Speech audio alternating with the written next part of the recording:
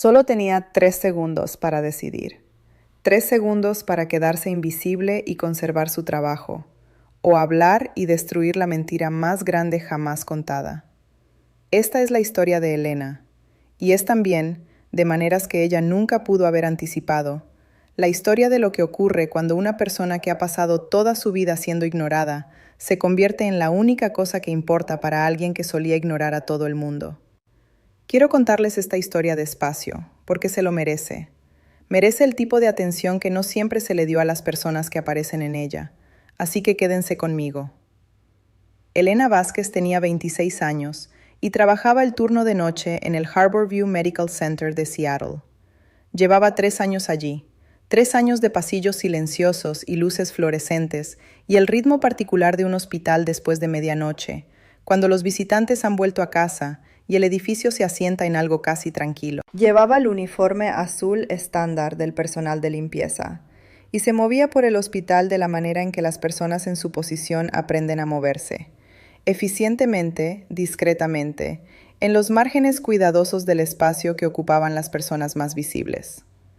No era exactamente invisible, simplemente no era vista, que es una cosa diferente, y con la cual había llegado a cierta paz. Pagaba los estudios de enfermería de su hermana María.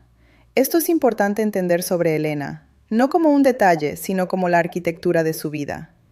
María tenía 22 años, brillante, y tenía una beca completa que cubría la matrícula, pero dejaba todo lo demás: vivienda, libros, comida, los pequeños pero reales costos de ser estudiante, sin cubrir.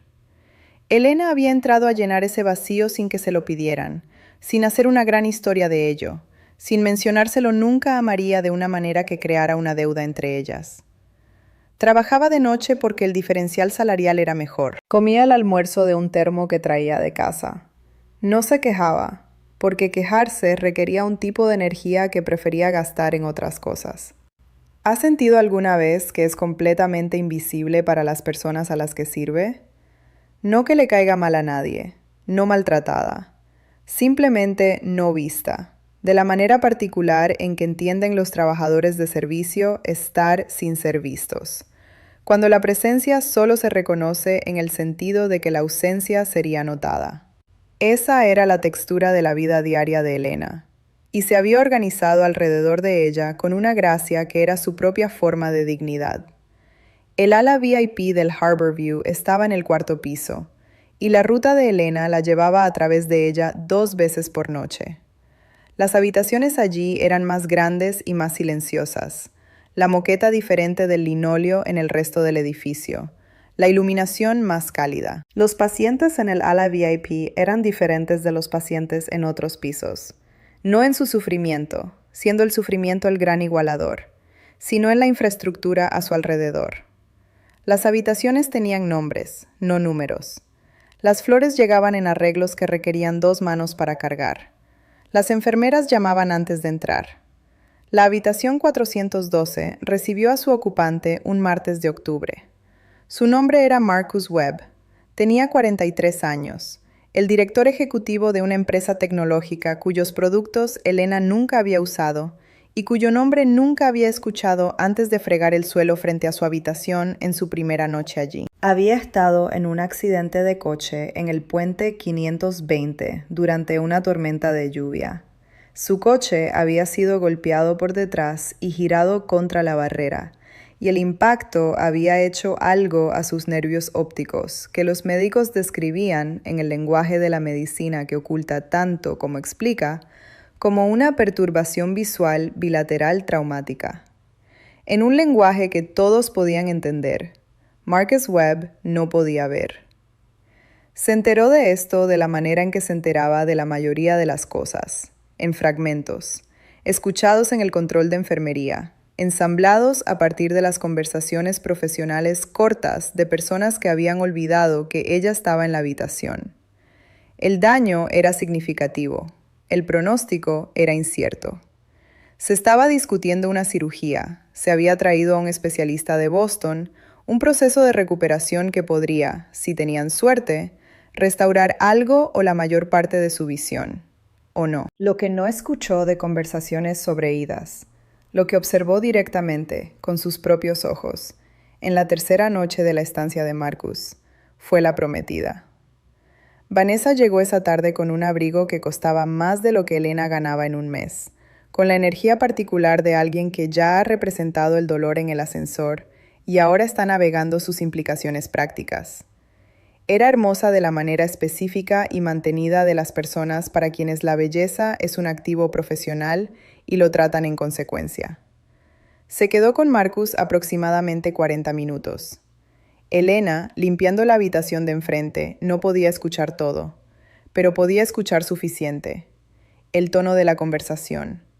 Las preguntas que Vanessa hacía, que tenían una calidad de auditoría más que de consuelo. Los silencios. Cuando Vanessa se fue, pasó junto a Elena en el pasillo sin ningún reconocimiento whatsoever. No el leve asentimiento que ofrecían algunos visitantes, no el breve contacto visual que otros lograban. Simplemente pasó, poniéndose los guantes, y Elena la vio irse al ascensor y entendió, de la manera silenciosa de alguien que ha pasado años leyendo las habitaciones de personas poderosas, que Marcus Webb estaba ahora solo de una manera que no tenía nada que ver con que su visitante se hubiera ido. Debería haber continuado su ruta, lo sabía. El ala VIP tenía sus protocolos y los pacientes en ella tenían su privacidad, y su trabajo eran los suelos y las superficies y la competencia silenciosa de su trabajo, y nada de eso incluía ir a la habitación 412 a las 11 de la noche porque tenía un presentimiento. Entró de todas formas. Él estaba tumbado en la cama con la cara vuelta hacia la ventana, aunque la ventana ya no le significaba nada. La habitación estaba tenue. Podía escuchar su respiración, no exactamente angustiada, pero laboriosa, de la manera particular de alguien que se mantiene unido mediante la pura fuerza de no ceder a lo que siente. Se quedó en el umbral un momento, insegura, su carrito de limpieza en el pasillo detrás de ella. Cruzó la habitación y se sentó en la silla junto a su cama. Él volvió la cabeza hacia su presencia. Podía ver el ajuste, el leve orientarse de alguien que está aprendiendo, en tiempo real, a navegar un mundo sin anclajes visuales. Extendió la mano y tomó la suya. Él no la retiró, no habló.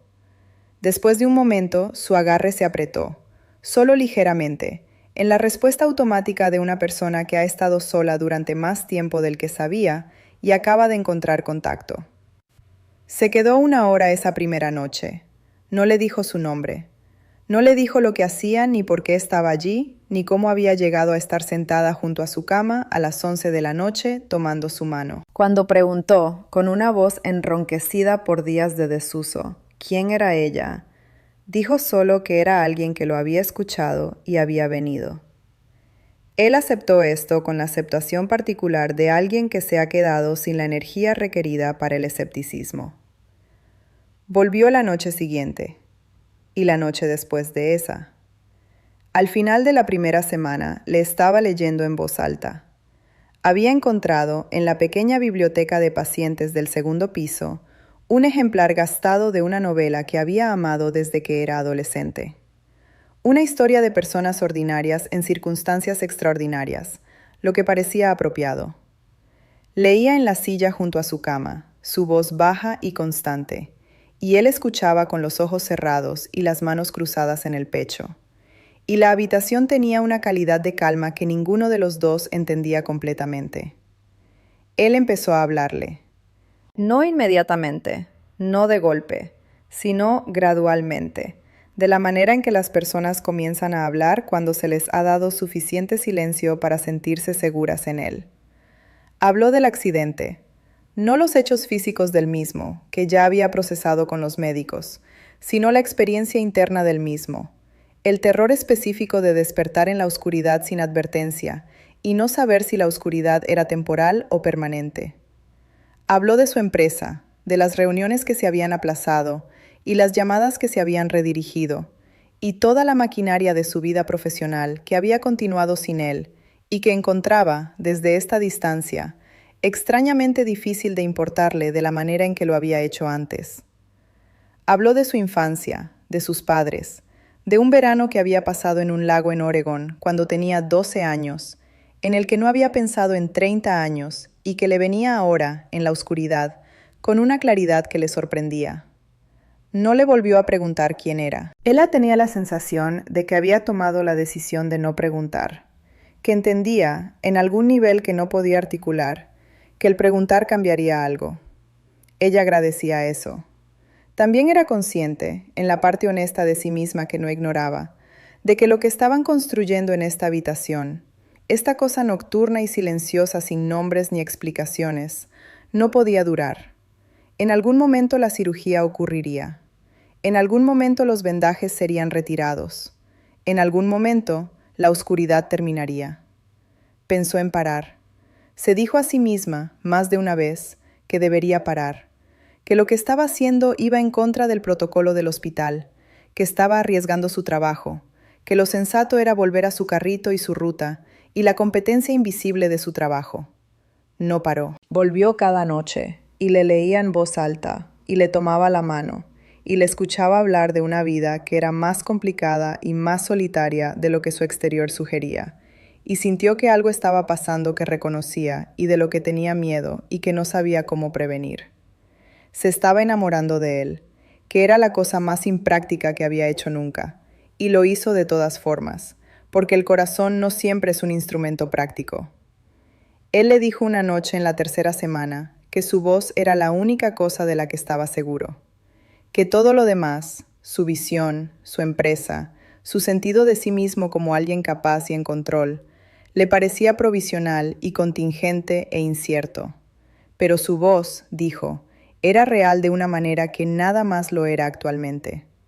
Ella se quedó con eso durante mucho tiempo después de haber dejado la habitación y estar de vuelta en el pasillo con su carrito, y no sabía qué hacer con ello excepto cargarlo con cuidado.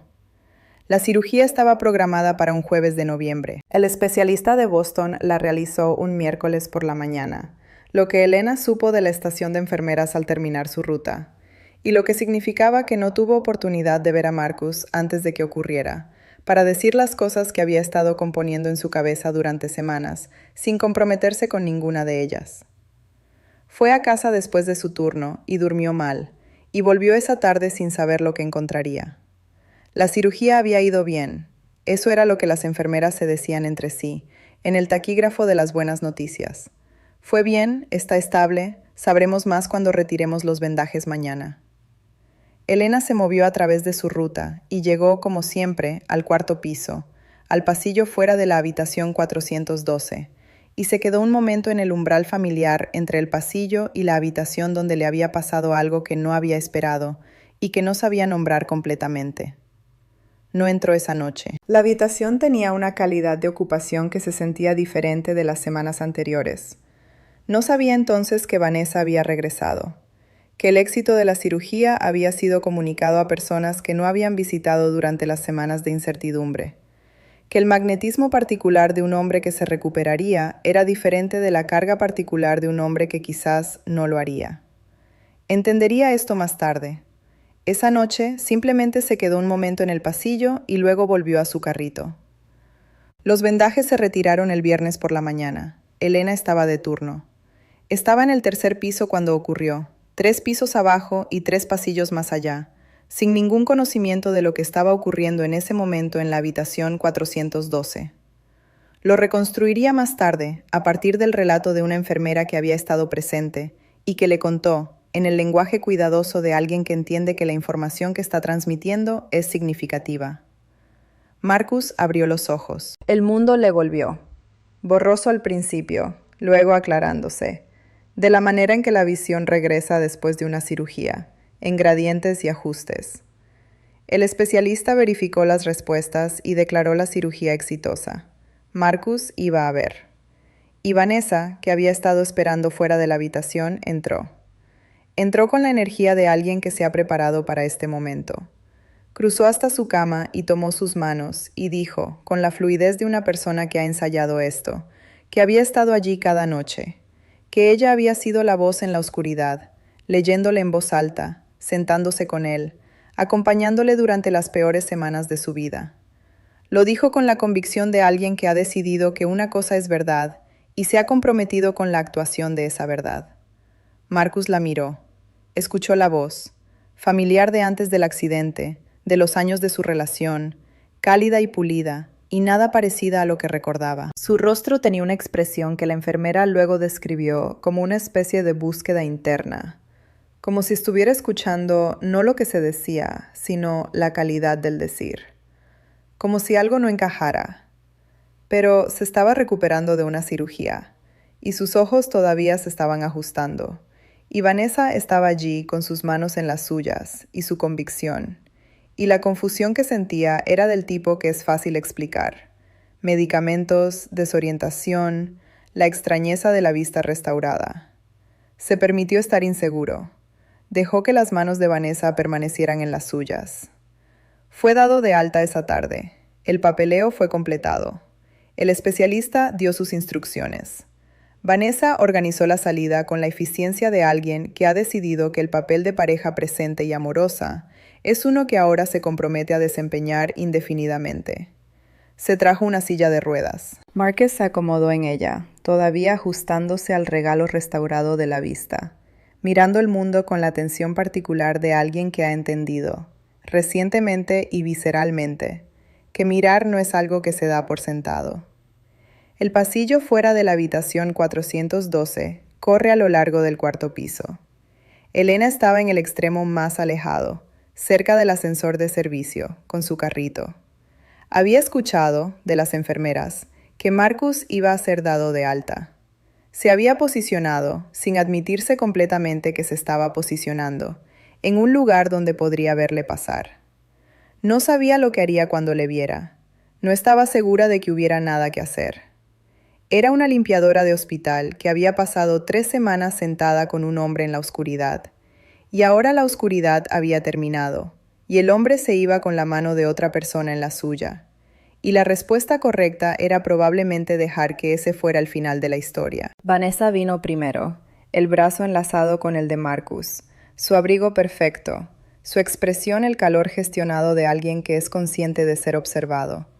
Marcus vino a su lado, moviéndose con cuidado, sus ojos tomando el pasillo con la atención que ella había notado en su rostro en la habitación. Era más alto de lo que había imaginado, en esas semanas de estar sentada junto a su cama en la oscuridad. Eso la golpeó con una especificidad absurda, que no había sabido cuán alto era. Intentó quedarse muy quieta. El carrito estaba junto a ella, cargado con el equipo de su trabajo. Agarró el asa. Y luego no lo hizo. No sabe, hasta el día de hoy, si fue un verdadero accidente o algo que sus manos hicieron sin consultar a su mente consciente. La bandeja resbaló. El metal repiqueteó contra el suelo con un sonido que recorrió la longitud del pasillo. Un ruido repentino y agudo en el silencio de una tarde de hospital. Ella jadeó y dijo, antes de poder pensar si debía decirlo, lo que había sido entrenada durante 3 años a decir en momentos de perturbación. Dijo, «Lo siento mucho, señor». 3 palabras. Su voz, baja y sin guardia, en el pequeño sobresalto del momento, en el registro que era el suyo y de nadie más, llevando por el pasillo sin ninguno de los filtros que habría aplicado si hubiera planeado hablar. Marcus se detuvo. Se detuvo de la manera en que las personas se detienen cuando algo ha llegado a la parte de ellas que la mente razonadora no gobierna. No una pausa considerada, no una decisión consciente, sino la interrupción de todo el cuerpo del reconocimiento. Vanessa siguió caminando medio paso antes de darse cuenta de que él ya no se movía. Se volvió. Él se quedó muy quieto un momento. Luego se dio la vuelta. Elena estaba en el suelo, recogiendo el contenido de la bandeja, sin levantar la vista, llevando a cabo la competencia concentrada de alguien que está manejando una perturbación, su rostro hacia abajo. Era consciente de los pasos que se acercaban a ella, no los pasos rápidos e irritados de alguien que se acerca para quejarse, sino algo más lento, deliberado. Levantó la vista. Él estaba de pie frente a ella. La miraba con una expresión que ella no podría describir adecuadamente después, aunque lo intentó, más de una vez, en las conversaciones que siguieron. No era exactamente sorpresa, era reconocimiento, y algo debajo del reconocimiento, una calidad de llegar a algún lugar que había estado intentando localizar durante mucho tiempo. Dijo, «Es usted», dijo, «siempre fue usted».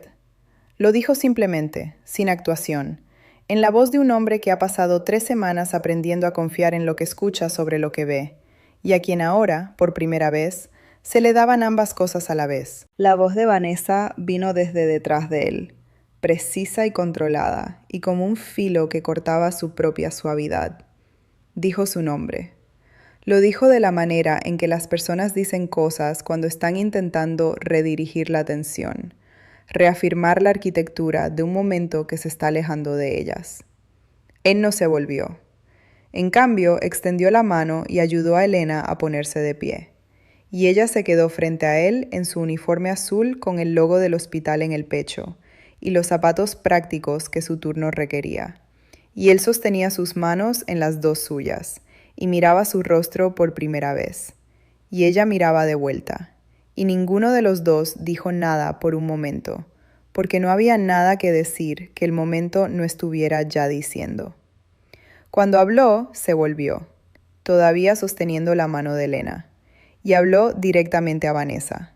Dijo que conocía su voz de la manera en que una persona conoce una voz que ha sido la única cosa real en 3 semanas de oscuridad, y que la voz detrás de él no era la suya, y nunca lo había sido. Dijo el resto brevemente y sin crueldad, porque la crueldad no tenía lugar en lo que sentía, y Vanessa lo recibió de la manera en que las personas reciben cosas con las que no pueden argumentar, con el silencio que sigue al agotamiento de las respuestas disponibles. Ella se fue. El pasillo absorbió esa salida sin drama. La historia que Elena cuenta después, de la manera privada en que la cuenta, a su hermana y a unas pocas personas en las que confía, no es principalmente una historia sobre la riqueza de Marcus o su empresa, o las formas materiales en que todo cambió. Esas cosas cambiaron. Él pagó la educación de María, el costo total de su carrera de enfermería, porque fue lo primero concreto que le preguntó a Elena cuando ella finalmente le contó todo. ¿Quién era? ¿Qué hacía? ¿Por qué había entrado en su habitación esa primera noche? Y porque pagar era la forma más inmediata que conocía de hacer algo real en respuesta a lo que ella había hecho por él. La matrícula fue pagada la semana siguiente, en su totalidad. Pero la parte de la historia a la que más vuelve, la parte que describe con la especificidad de algo que ha dado vueltas muchas veces en su mente, es el pasillo, la bandeja caída, las 3 palabras que dijo, el sonido de los pasos que se acercaban a ella. El momento en que alguien que había pasado 3 años sin ser visto se convirtió en la única cosa que un hombre con vista recién restaurada estaba mirando. Quiero decirles algo antes de dejarles con esta historia. Hay un tipo de belleza que solo se hace visible en la oscuridad. No la belleza que es curada y presentada y mantenida para el beneficio de los observadores. El tipo que Vanessa entendía y que el mundo que Marcus había construido recompensaba. Sino el otro tipo. El tipo que aparece a las 11 de la noche en un pasillo de hospital, sin anuncio y sin audiencia, y se sienta junto a alguien que tiene miedo y le toma la mano por ninguna otra razón que porque el tomar parece ser la cosa correcta que hacer. Ese tipo de belleza no requiere un título, no requiere dinero, o el abrigo correcto, o el calor practicado de alguien que está actuando el cuidado para una audiencia. Solo requiere la disposición a aparecer en la oscuridad y estar presente, sin expectativa de crédito, sin la protección de una audiencia que lo atestigüe. Elena entró en esa habitación porque escuchó algo en la respiración de una persona que reconoció. Se quedó porque encontró, en la oscuridad honesta de esas semanas, algo que las superficies iluminadas y organizadas de su vida diaria no habían proporcionado. Casi no dijo nada en ese pasillo, casi dejó que la historia terminara de la manera en que historias como la suya terminan tan a menudo, con la persona que hizo el trabajo real desapareciendo de vuelta en los márgenes mientras alguien más entra en la luz. Dejó caer una bandeja, su voz llevó 3 palabras por un pasillo, y alguien la escuchó de verdad, por primera vez. La verdad tiene una voz. Es más silenciosa que las mentiras, que tienden al volumen. No siempre habla en el momento conveniente ni en la forma que uno podría esperar, pero persiste, encuentra su momento, y cuando finalmente habla, habla en un registro que algo dentro de una persona reconoce, incluso antes de que la mente razonadora se haya puesto al día, incluso en la oscuridad, quizás especialmente allí.